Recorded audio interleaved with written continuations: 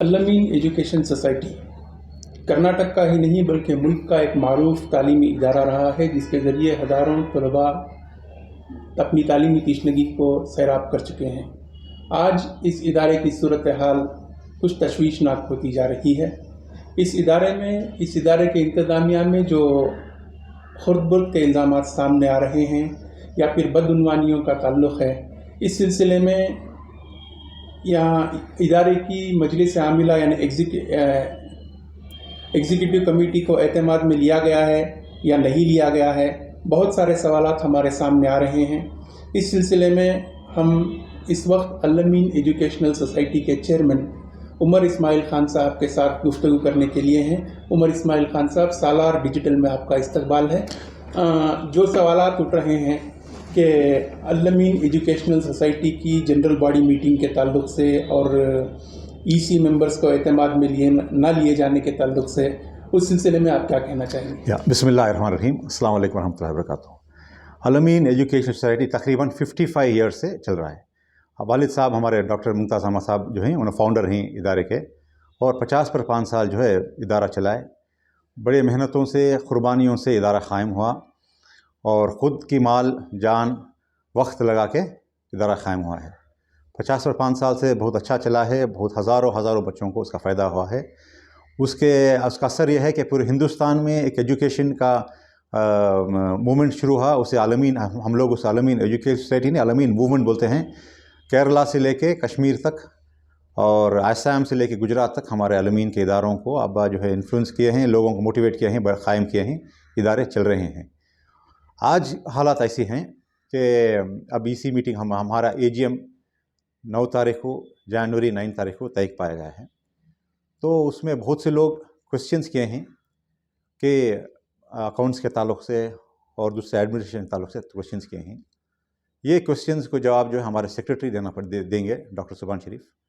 तो 9 तारीख को इंशाअल्लाह आप लोगों जो भी हमारे इस माध्यम से मैं सब हमारे लाइफ मेंबर्स को दावत देता हूं कि आप लोग वहां पहुंचें और जो क्वेश्चंस रेज़ किए गए हैं उसका जवाब आप सुने, और आपको अगर मुतमईन हैं सवाल से, जवाब से, आप तो बहुत अच्छी बात है, नहीं है तो आगे क्या करना है इंशाल्लाह वो भी हम करेंगे। सर, अब जनरल बॉडी मीटिंग बुलाई गई है। अब जैसा कि कहा जा रहा है कि अकाउंट्स ऑफ ऑडिट्स आए हैं और दूसरी भी बहुत सारी चीज़ें आई हैं। क्या वो एग्जीक्यूटिव काउंसिल में बगैर पास कराए जनरल बॉडी मीटिंग में ले जाना आप कहाँ तक दुरुस्त समझते हैं? क्या आप ये मानते हैं कि वो ईसी में नहीं आया? देखो, एक हद तक जो है आपका सवाल क्या जो बोल रहे हैं, ईसी में लास्ट में हमें जो रश में करे अकाउंट्स ऑडिट हुए, ईसी में नहीं आया है। ईसी में पास होने के नहीं हुआ है, लेकिन वो अकाउंट्स अप्रूव हैं और ऑडिट अकाउंट्स प्रिंट हो गए हैं, बुक में आ गए हैं। वो हमारे तरफ से कुछ कोताहियाँ हुई हैं कमेटी की तरफ से, इंशाल्लाह उसको सेटरेट करना पड़ेगा। सर, एक और ये है कि बहुत सारी सरकारी स्कीमों से भी अलमीन एजुकेशनल सोसाइटी ने इस्तेफादा किया, जिसमें मौलाना आज़ाद यूनिवर्सिटी का हो या फिर यूजीसी का हो या नई मंजिल स्कीम्स हो, उससे जो है फ़ायदा उठाया और ये कहा जा रहा है कि करोड़ों रुपए लिए गए हैं। लेकिन ये एक इल्ज़ाम है कि उससे तलबा को या अल्टीमेट बेनिफिशियरीज़ को फ़ायदा नहीं हुआ। उसके बारे में आप क्या कहेंगे? देखो, ये रेज़ हुई, क्वेश्चन हुआ, हाई कोर्ट में केस भी पड़ा, लेकिन हाई कोर्ट से केस डिसमिस हो गया है। अब वो कितना फ़ायदा हुआ स्टूडेंट्स को, नहीं फ़ायदा हुआ, इंशाल्लाह ये क्वेश्चन भी रेज़ किया गया है। इसमें इंशाल्लाह ईसी मीटिंग हमारे एजीएम में इसका जवाब सेक्रेटरी साहब देंगे। सर, एक और बात ये है कि यूनिवर्सिटी ग्रांट्स कमीशन की तरफ से सोसाइटी को 40 करोड़ रुपए की 40 लाख भाई, 40 लाख रुपए की रकम जारी की गई थी और बाद में इसे यूजीसी ने वापस लिया है। नहीं, ये बात गलत है कि यूजीसी वापस लिया है। 40 लाख रुपए दिया है, यूजीसी वापस नहीं लिए हैं।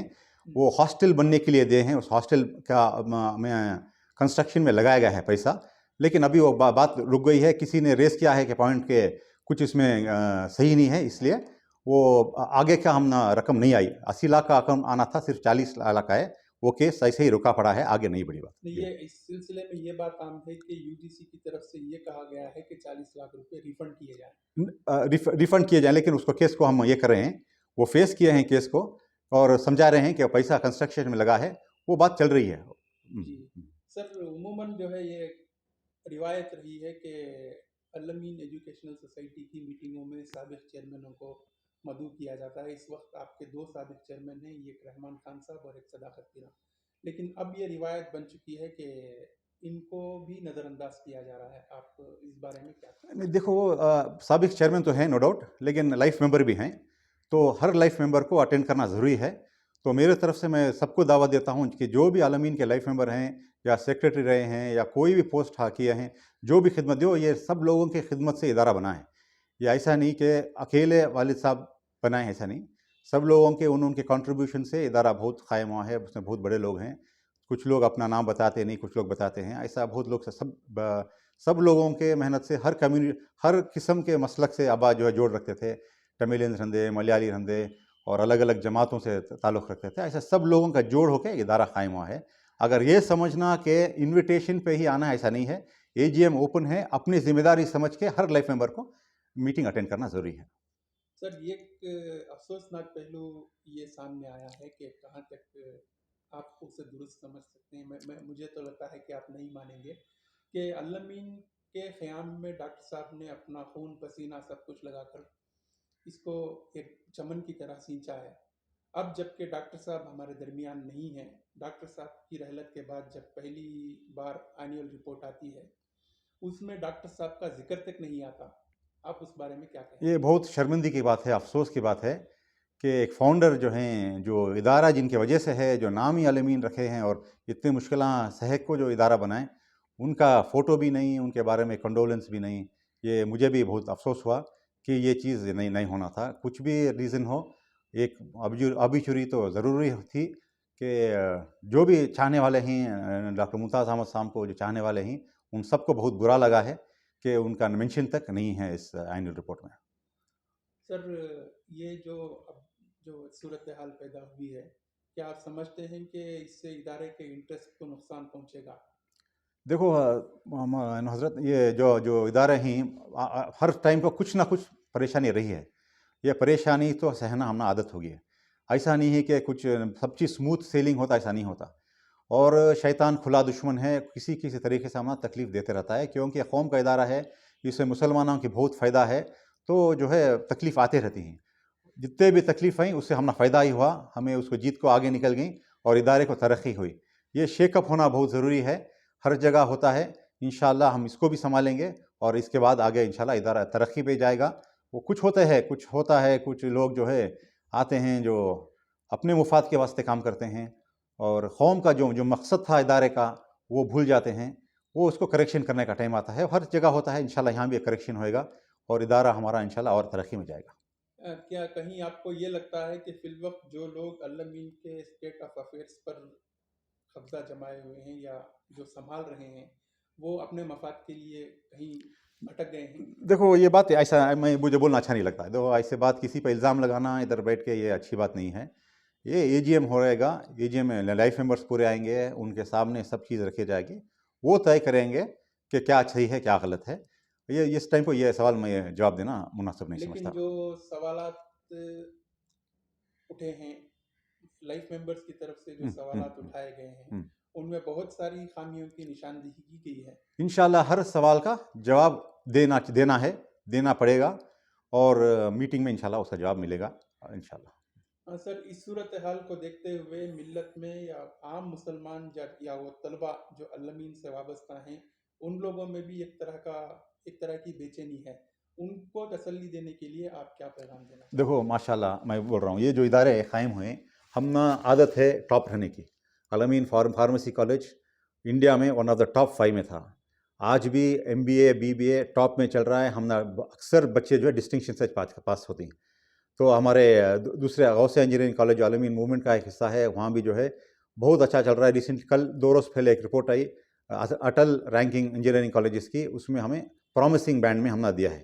یعنی سب ادارے اچھے چل رہے ہیں. یہ رہتے ہیں ادارے, ہمارے پرنسپلز, ہمارے سٹاف اچھا اپنا محنت کر رہے ہیں, ڈیوٹی اپنی نبھا رہے ہیں, وہ سب ٹھیک چل رہا ہے. یہ دوسرے چیزوں میں تھوڑا شیک اپ ہوتا ہے, اسے کریکشن کی ضرورت ہوتی ہے. سر چونکہ آپ نے پرنسپلز اور اسٹاف کا ذکر کیا, یہ تو یہ بات سامنے آئی ہے کہ امپلائیز کا ESI PF کنٹریبیوشن ادا نہیں ہوا ہے. ان کی سیلریز تقریباً 64 لاکھ روپے اب تک ادا نہیں ہوئے. اس بارے میں آپ کیا کہیں گے؟ اب وہ مجھے میرے بھی سامنے آیا ہے بات. وہ بہت ESI PF جو ہے اسٹیچوٹری ریکوائرمنٹ ہے ہر کسی حال میں، ہر حال میں بندے نہ تھا وہ. اب میں سمجھو 5 مہینہ ہوا مجھے آ کے چیئرمین بن کے. یہ دوسرے جو آفس بیررس تھے ان کی ذمہ داری تھی وہ جلد سے جلد وہ ٹھیک ہونا ہے، وہ کبھی وہ غلط نہیں ہونا. اور سٹاف کا سیلری زیادہ کووڈ کے ٹائم پہ تھوڑا فنڈز کم ہونے کی وجہ سے وہ بھی ہوا ہے. اب آج کے پوزیشن انشاءاللہ اب دیکھنا ہے کہ اب جب تک وہ رپورٹ میں دیں گے کہ کتنے سیلری کلیئر ہوئے، کتنا بیلنس ہے، آپ کو انشاءاللہ وہ جب یہ AGM میں مل جائے گا نیوز. سر اس کے علاوہ ایک اور الزام یہ ہے کہ ادارے پر بہت ساری لائبلٹیز ہیں. اگر ادارے میں جو ہے لائبلٹیز رہی تو ادارہ کیسے فائنینشیلی ساؤنڈ رہ سکتا؟ دیکھو صاحب، کون سے بھی ادارے رہندے یا بزنس رہندے پورا کلیئر رہنا، کچھ بھی لائبلٹی نہیں رہنا، ہمیں پازیٹیو میں رہنا، ایسا نہیں ہوتا. قرضاں رہتی، قرض لیتی، قرض پھیرتی، آگے بڑھتی، وہ چیزوں کو پبلک غور نہیں کرنا. لائبلٹی ہے نہیں ہے اس کی ضرورت اتنا زیادہ امپورٹنٹ نہیں ہے. ادارہ کیسا چل رہا ہے، اس کا رزلٹ کیا ہے، قوم کو اس سے کیا فائدہ پہنچا ہے، یہ زیادہ ضروری ہے. وہ لائبلٹی انشاءاللہ کلیئر ہو جاتی ہے، جو بھی ہم کلیئر ہوتی انشاءاللہ.